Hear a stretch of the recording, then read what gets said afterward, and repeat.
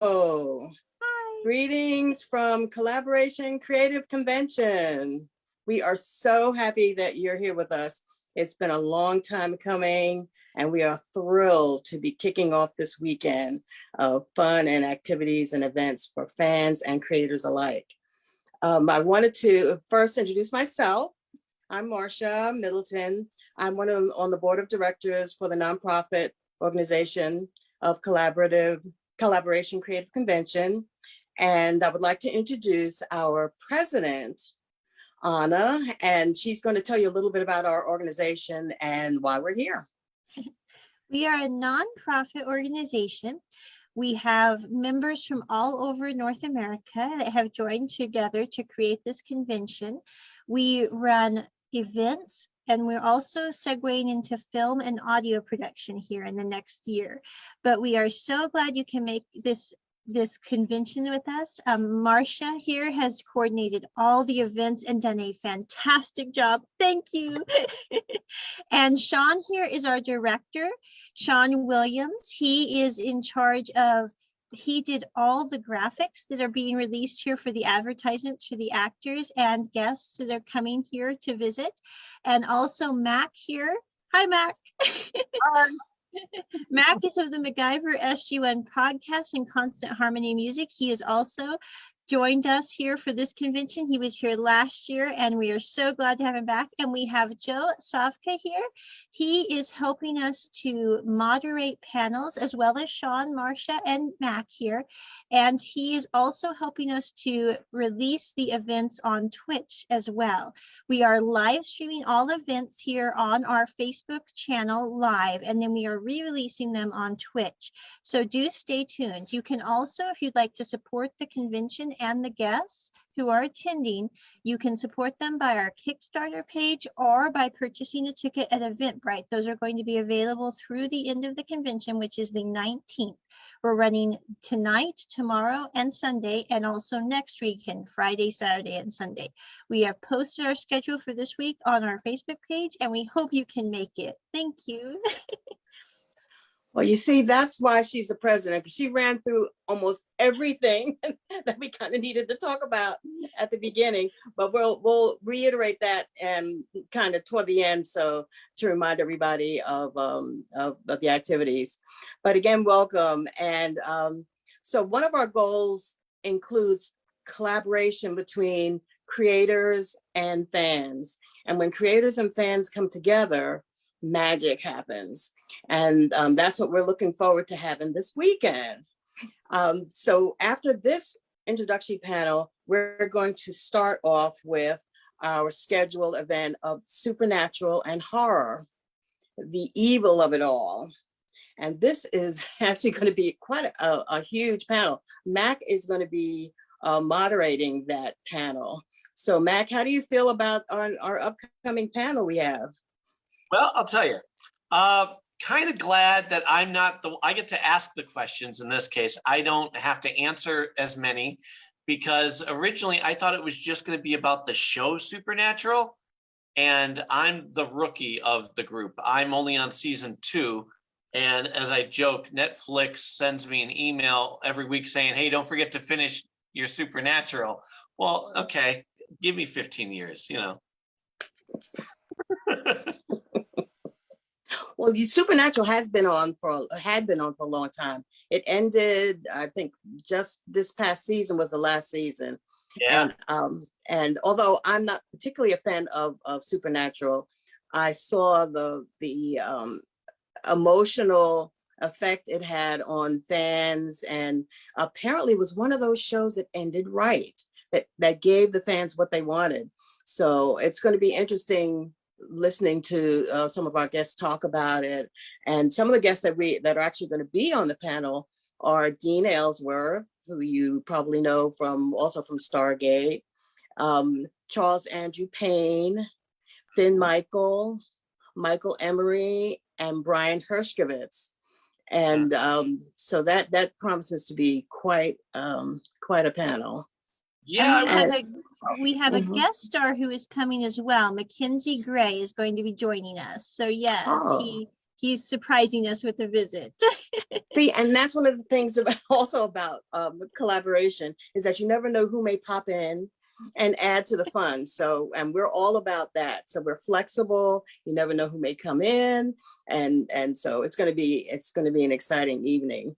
Mac, oh, go ahead. One of the things about this convention that I love is that you don't know who's going to show up. You say, A, B, and C is going to show up, but guess what? They brought E. Oh, okay, nice. Little surprises. It's like the old Dean Martin show where he'd open the door and he never knew who was going to be behind that door. It's kind of like that. Okay, so let's move to Shawn. Now, Shawn, you were involved in this from the very, very beginning. Yeah, I just came along at the very start to help Onna do graphics, and I think I signed up a lot of people that ended up being on the panel. I think most majority of the first year were close friends of mine in Vancouver. Yes. And actors and novelists that were kind of scattered throughout the Northwest and the East Coast. Mm-hmm. Yes.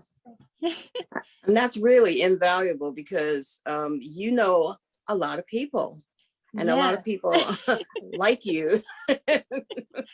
Yeah, well, I met a lot of people in theater and stuff like that, and the world's really a small place, and I've been lucky enough to work with a lot of people in the theater world that have worked with film actors, and over 20 years I've slowly gotten acquainted with a lot of people, and ended up being really close friends with most of them. So it's pretty nice to have friends that can jump in and help support a good cause. Mm-hmm. Cool. And so what are you a fan of, Shawn? Are you a Supernatural fan? Or No, I was a big fan of the Stargate movie. Supernatural, I've watched a few episodes. Actually, a good friend of mine, Mark Atchison, was in a few episodes. He was the Tooth Fairy. He also was Hansel in the Hansel and Gretel episode. So, people like that I've been friends with, I've watched, because it was their work. And so I'm kind of familiar with a lot of the storylines, but I didn't get to actually sit down and watch it throughout its run.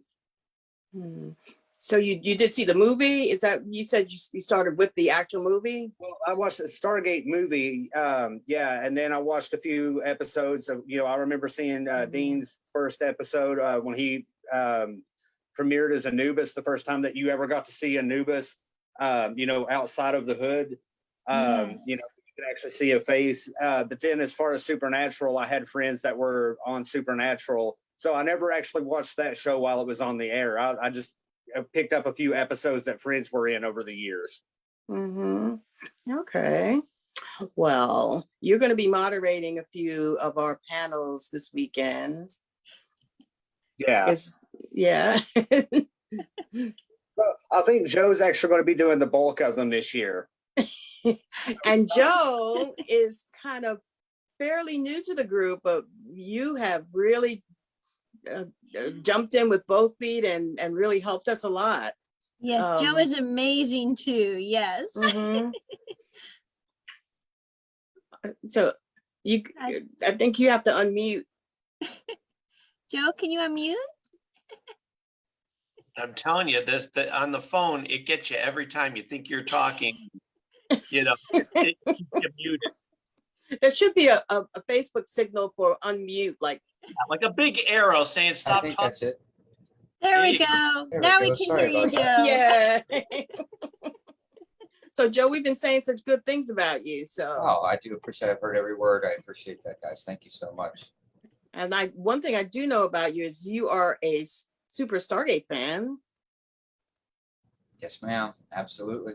I've watched every series, probably 5 times through. Recently, I did an interview with Dean Aylesworth, Anubis. Hail Anubis. I've actually recently learned that there was a new MMORPG Stargate game that is either out or coming out very soon. I'm going to be adding that to my repertoire of streaming. a video game streamer, sci-fi junkie, writer, and musician. And I'm just really glad to be here. Thank you so much for including me. Have you ever done D&D games? When I was a little kid back in the 80s. It's been so long.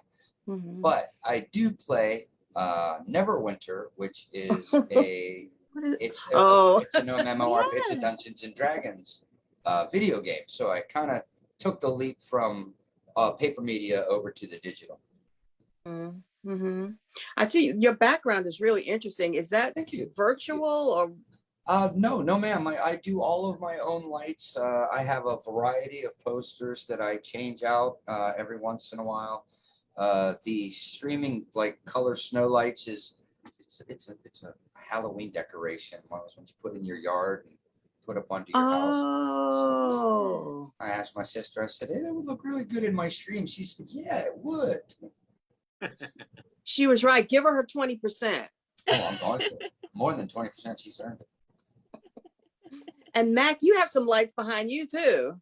Oh, yeah, well, 'tis the season and all. So, I figured I'm working from home, and normally that tree would be way over there where you couldn't see it by the window. Well, now there's a work desk there for the time being. And it just so happened, my wife wanted me to put it in a different room. I said, no, keep it in the same room. Look at how snazzy this looks.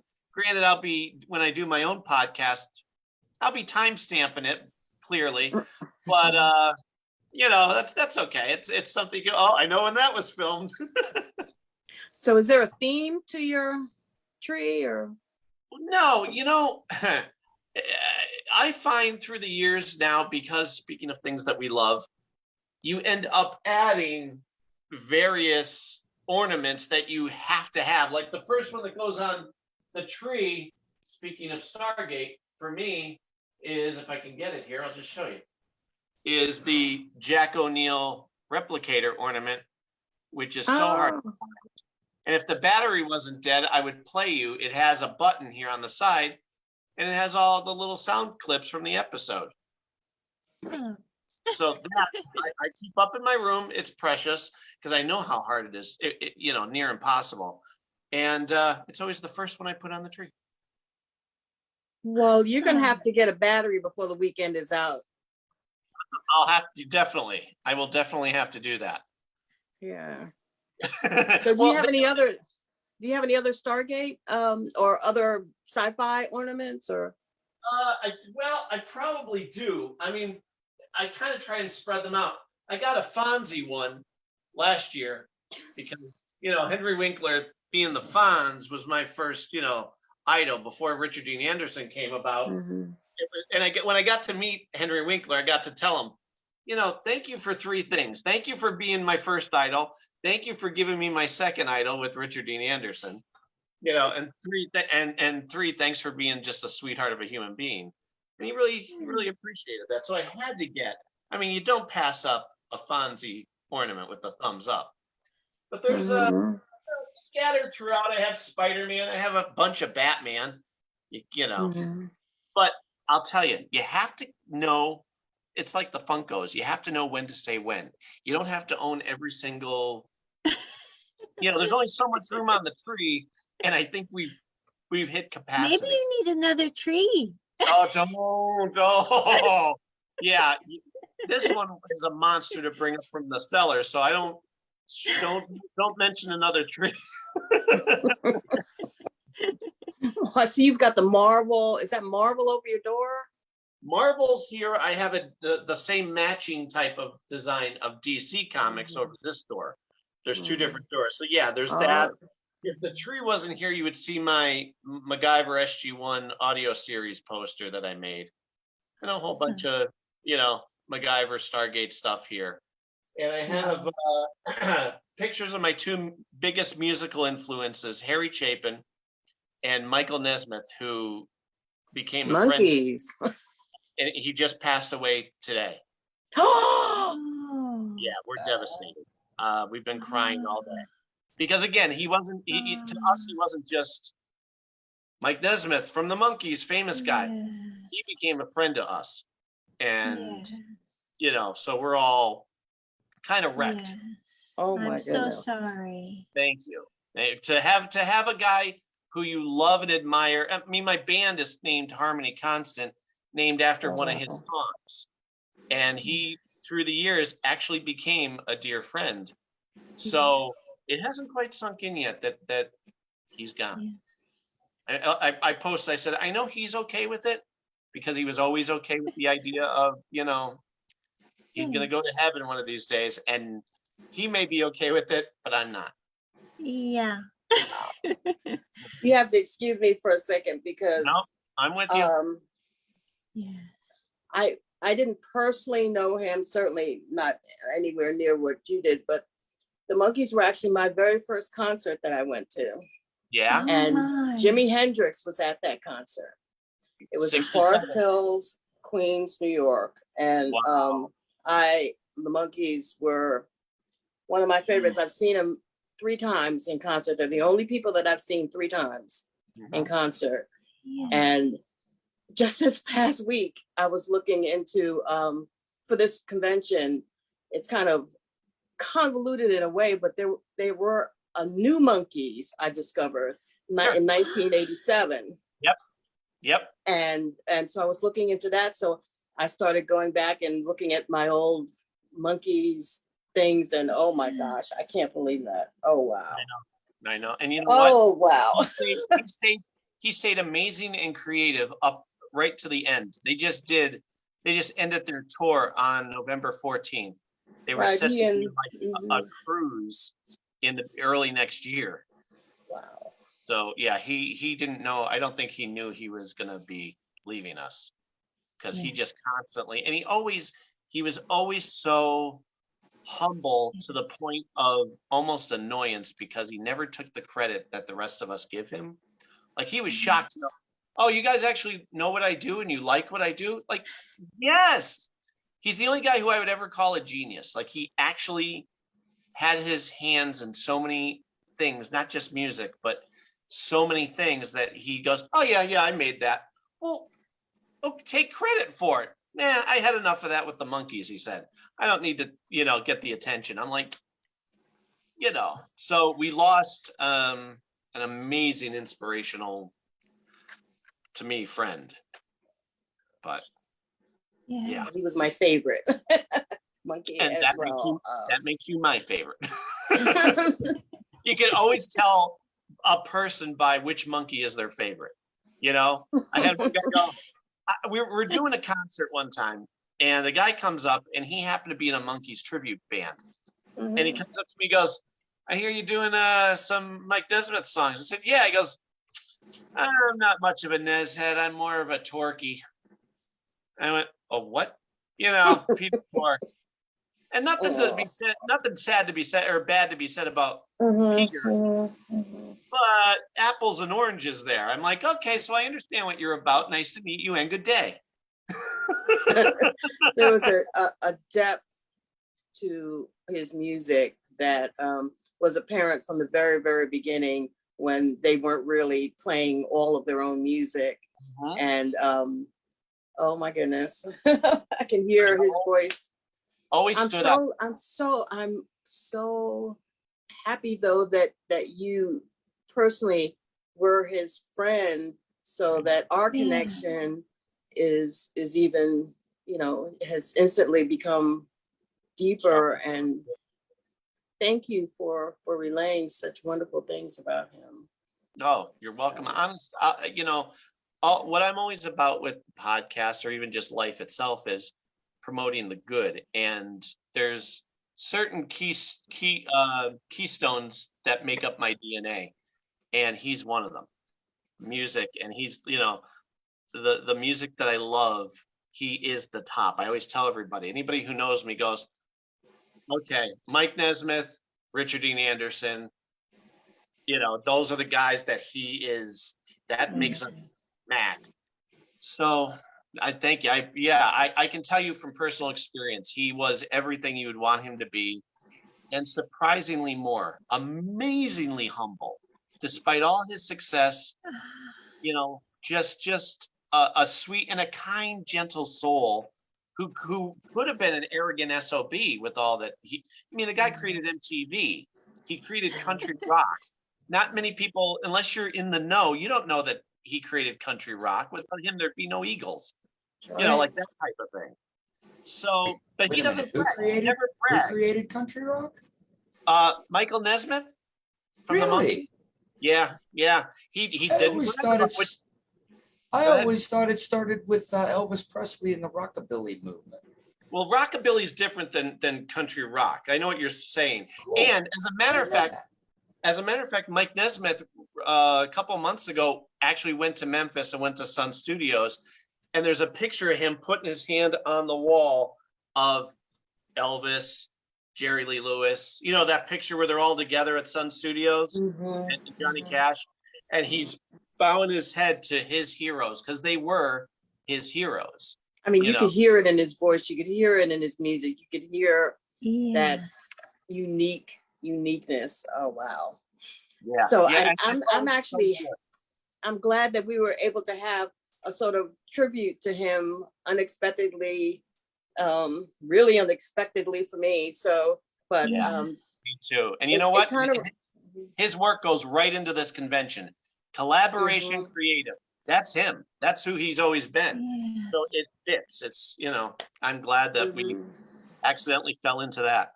And yeah. also, too, Mac, I want to tell you congratulations on releasing another single. Thank you. I appreciate. I hope you like it. What's I your did. single? Tell us about it. Well, there's 2 altogether so far. As soon as I can get someone to lend me some studio time, I'll get a full album out. But the 2 that I have are Alone Again, which is probably the oldest of the bunch, and then The Story of Us, which is coincidentally it's a story of how my wife and I met. It's very much a Harry Chapin, intentional, taken from the source. It's like 95% true. And then the other stuff is like thinking about the future. So you can't really say 100%. But it's a story of, I went to Borders with a buddy of mine just to go back when you could browse CDs in the Borders. CDs. Yeah. What are CDs? Exactly. Get out of here, Joe.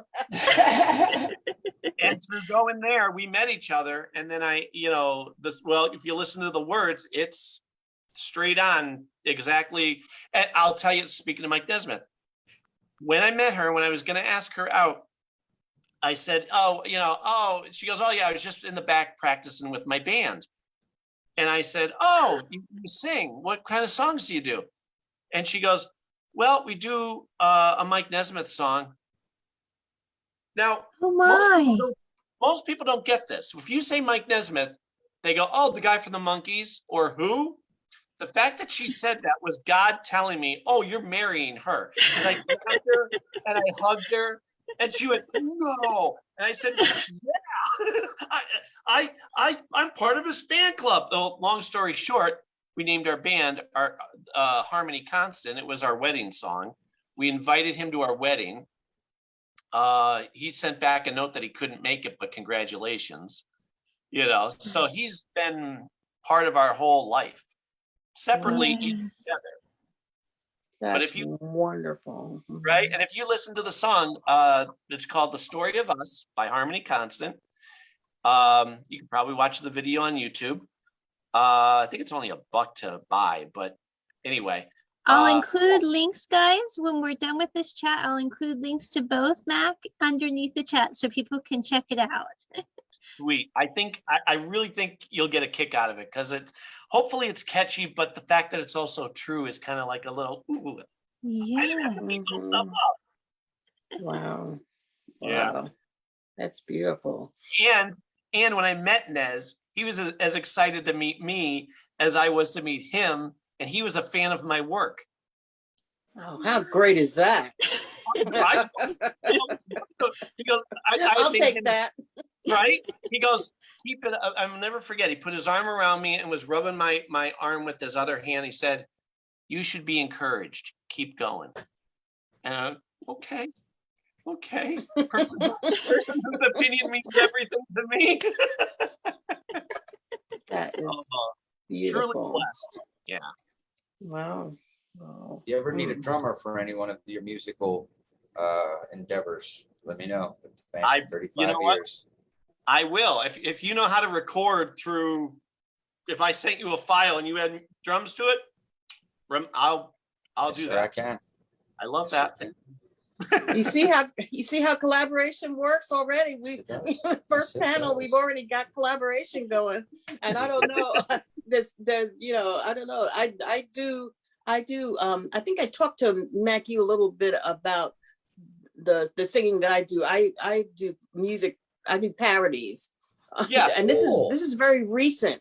Like the last few months, I do sort of like, I don't know if you know Luke Ski or kind of like Weird Al Yankovic, but all based on sci-fi. And you're going to hear a little bit of it in the week and over this weekend. I'll stick it in here and there. My first time doing anything public, so we'll see. But just for fun, actually, my stuff actually came out of the show Manifest. Is a show that I really liked a lot. And NBC canceled it abruptly after 3 seasons. Yes. And the fans, we just went berserk. And it ended on such a cliffhanger, the worst cliffhanger possible. And we're like, I don't think so. So you might have heard about this massive swell of fans who bombarded Netflix and bombarded because it went on Netflix and it became the #1 show on Netflix for weeks. And broke records as far as being the #1 show, the #1 series on Netflix.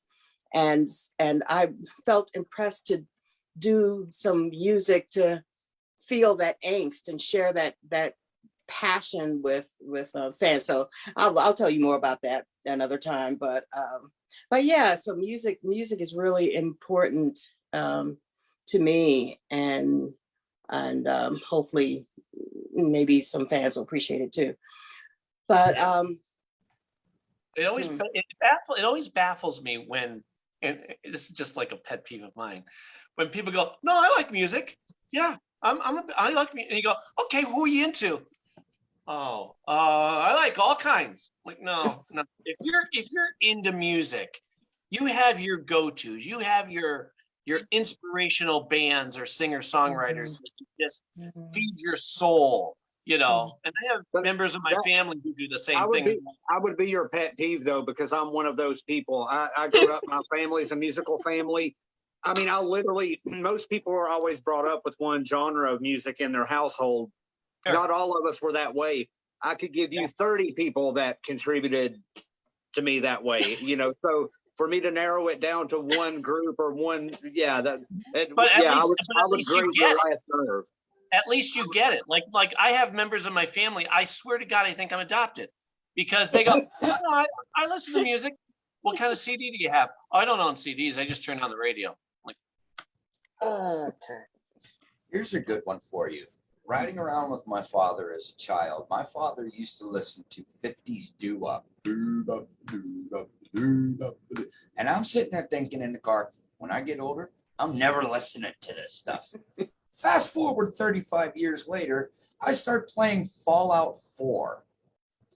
All the music in that entire series is from the late 40s, 50s, and 60s. So now I'm walking around with my rifle and my power armor, and I'm just so what comes around goes around. Yeah. Well, actually, a funny story. Me and my oldest brother, we were always Kiss fans when we were growing up. So, and my mom used to get onto us for, playing our Kiss records too loud. And so about 2 years ago, my brother bought her tickets to go to a Kiss tribute band, and she went and she was singing like all of the songs better than anybody there. So it was kind of like a full circle moment. So she had more fun at the concert than anybody there, I think. Music, especially older music. You're right about young people. A little story. I was in the Super Bowl halftime show for when it was in Jacksonville, Florida, when Paul McCartney was the halftime. And So we were, I don't know if you saw it, but he did it, some of his old Beatles songs. And one of them, we were in the big crowd and everybody's, getting grooving to the music. And so he started to sing, "Hey Jude."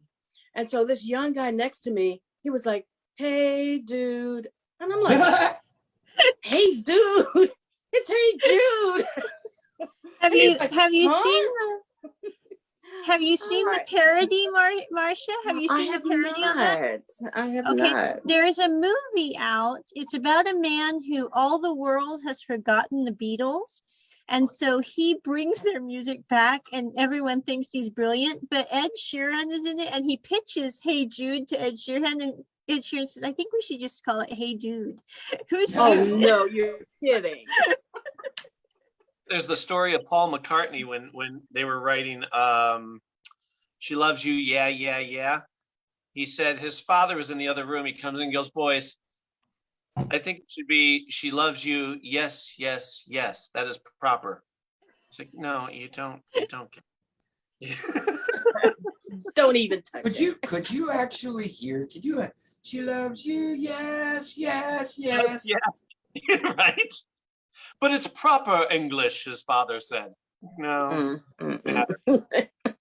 Well, I really like this panel because during the weekend, most of us will be asking questions of other people. So this gives everybody a chance to get to know you and before you kind of become the person who gives to our guests. Yeah. Although I absolutely encourage to put ourselves into every panel, everybody that we talk to. Some of the things that we'll have this weekend, and I noticed most of you have something around you. I want to show a couple of the giveaways that we may have in what we call the fantasy track. Get it? Fantasy? Get it? I'm not a comedian, so I wanted to show this little girl. Oh, She is, let me see. there you go. There she is. She's a mermaid. Aw. And a Tokidoki mermaid. We have a few of these that might go to Lucky Homes. And see, we have mostly guys here, Anna, but these are fat makeup brushes, and actually guys could use these too, right? Yeah, sure. To do what? Paint something with, right? I think half of the guys on this panel will have had pancake number 17 applied to them at some point in their film career. So there you go. Thank you, Shawn. So we have actually these in 5 colors. So, and these are some of another giveaway that we'll have. They're very soft, by the way. They'd be just nice to just brush on your skin because it feels good and it helps with stress. But so I around you, let's see. We talked with Mac. We looked at some stuff that you had around you. So Joe, what do you have around that you could show us? You have something you could reach? I see something. I'm sorry, I wasn't paying attention. What am I reaching for? You weren't listening. No. ADD voice What about strikes that? again. You have something from Fortnite over there. Oh, these are some toys that my sister got for me. There you go. And she knows that I'm big into Fortnite. When I started my clan, I started with Fortnite. And so she goes one day and she bought me some toys because as a gamer, every gamer has a toy collection. And one of my parts of my toy collection are, I call them orphaned and abandoned toys. I like to go and like when I go for my walks around the block, I'll find like a toy on like just out in the middle of nowhere. And I'll be like, well, this needs a good home. Mm-hmm. So you have a collection of, what are some of the other figures you have? I have Pop Funkos, which one of these is from Star Wars, which is Val. And this little guy who is Grumble, who I don't even know what he's from, but I really like him. He's cool. I don't a little know. wooden mask. But I also, on the other wall, I have some of my other collection I also collect books, musical instruments, posters, Mhm. My guitar that I recently got this. This is a 20-year-old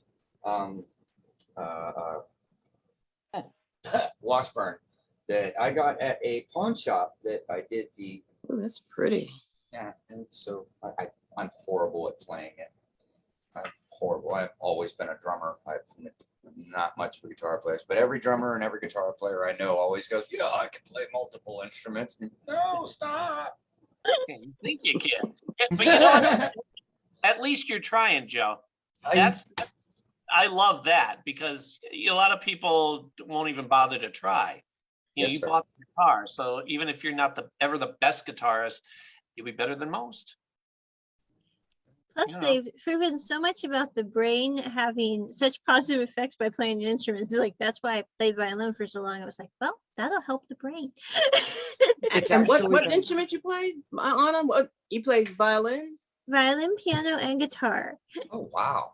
Interesting. Don't play hardly at all anymore, though. But yeah, I think we have I've the always makings of a wanted rock to play the band here. drums, but my parents thought that would maybe bother the neighbors. Try having a 15-year-old drummer for a son. Yeah. We have a neighbor who their son plays the drums, but I guess his drums are in the basement. So you don't really hear it. You kind of hear it if you're outside. You go, yeah, it's all right. He's getting better. You know. So Joe, how did you know you were a drummer? When did you know you were a drummer? I spent some time in my youth at a youth facility, and there was a gospel choir, and I was one of the only ones who could sing. And I used to watch the drummer for the band, Robert. I used to watch him, and I used to think, I could do that. I can do that. So I get out of there. I went to the military, and then I came home on leave, and I was with my brother. We went to his friend's house, and his friend had a drum set up in his room.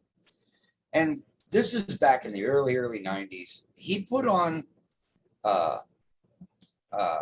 In Bloom from Nirvana, which has a very distinctive intro. It's and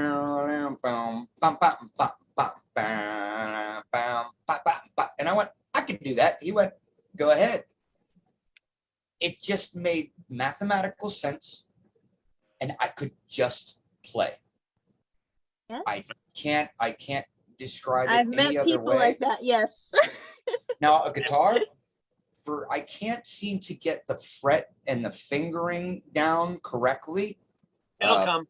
Maybe because I do have some damage to my hands, but I can't seem to get the proper notes. And I'm good at tuning. I'm good at strumming power chord, but I just don't have the dexterity. I get confused. Where I can do a polyrhythm on a drum, where I can do all four limbs are literally doing a different beat, a different timing, but I can't play a guitar to save my neck.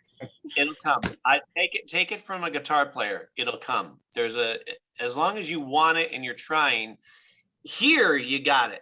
It's getting your fingers to do what your brain is telling you. And I know because I'm teaching my son who's doing fantastic all of a sudden because he's stuck with it. And you turn that corner because I know what you're talking about. And you're like, darn it, I can't. And doing like a bar chord, that was a nightmare. I avoided it. But I'm telling you, once you hit certain plateaus, your brain will go, oh, I remember how to do this. And you'll just do it. And you'll go, I haven't played in 2 weeks. And now all of a sudden I'm playing guitar better than I did before. I don't know why, but I'm telling you, if you stick to it, something will all of a sudden click for you. Don't get frustrated. If you want it, just relax. Don't stress about it. And it becomes easier. When you started playing guitar, may I ask, what did you start on? What was your particular rig? What did you have? Nylon string guitar. Because, well, wait, that's not even the hard part. Nylon string, it's the thicker neck with the nylon string because it's made for finger picking and dancing around, not strumming per se. You strum on it, sure, but this whole thing, it's the finger picking.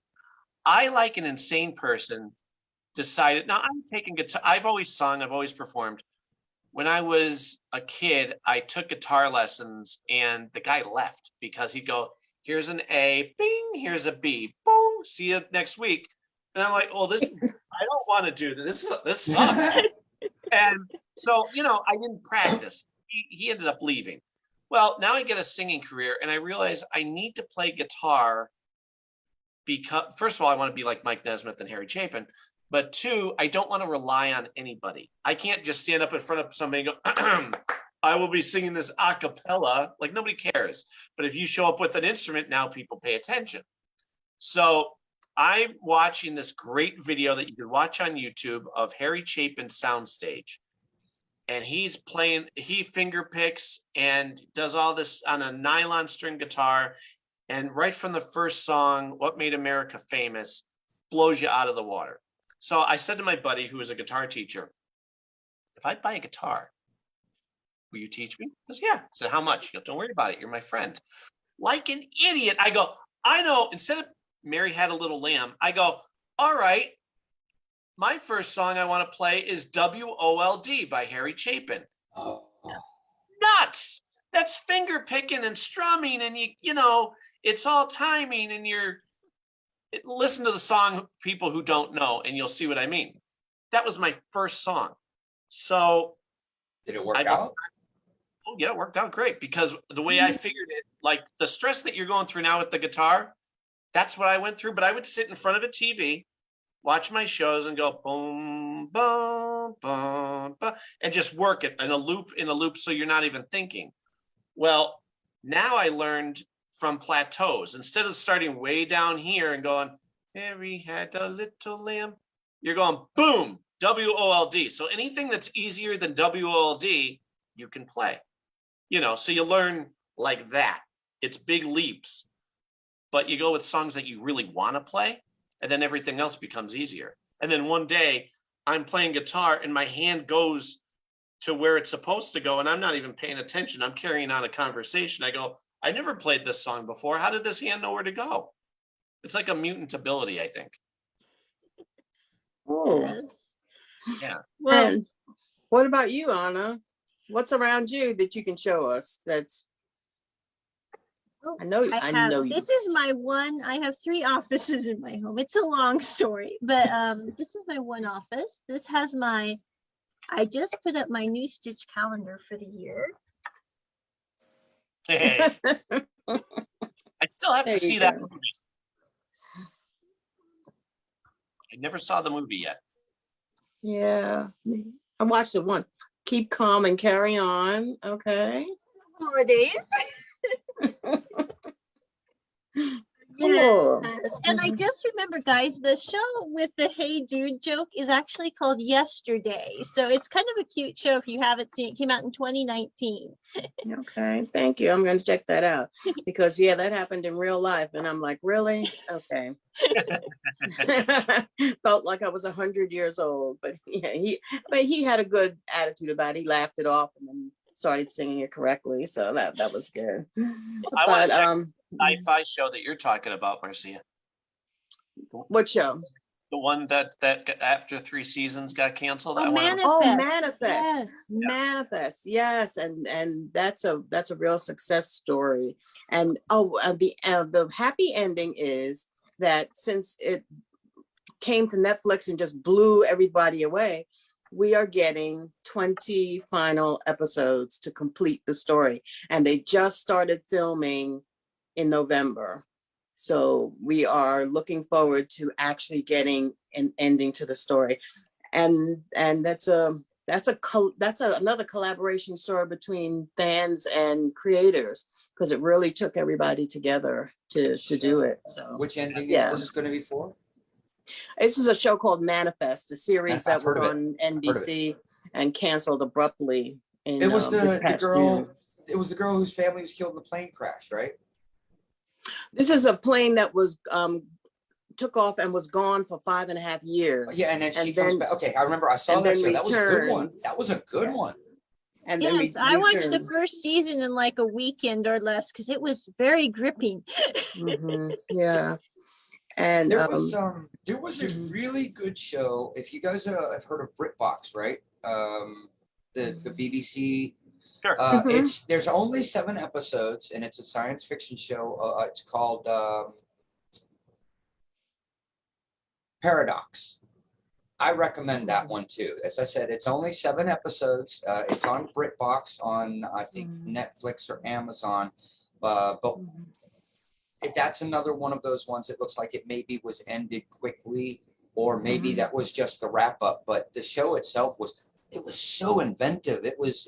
They had done things with time travel and that type of a story, predestination type of thing that it was incredible. It was really incredible. A good show. And guys, I'm so sorry here. We have 10 minutes to our next panel. So we do possibly need to wrap this up. For those of you watching here, just so you know, Michael has been leaving amazing. He loves Chapin as well, Mac and Marcia. Hey. He's been saying that he's now got wood in his head. He can't get it out now. Nice. But we're going to be going directly to our feature on horror.